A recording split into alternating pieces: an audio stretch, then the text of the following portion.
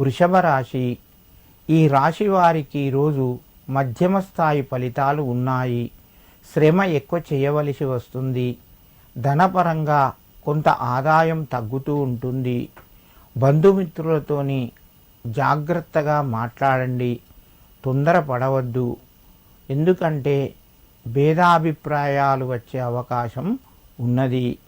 మీ యొక్క ఉద్యోగం లోపల కొంత ఒత్తిడి పెరుగుతూ ఉంటుంది. రావలసినటువంటి ధనం ఆలస్యం అవుతుంది. అవసరమైతే రుణం కూడా చేయవలసి వస్తుంది.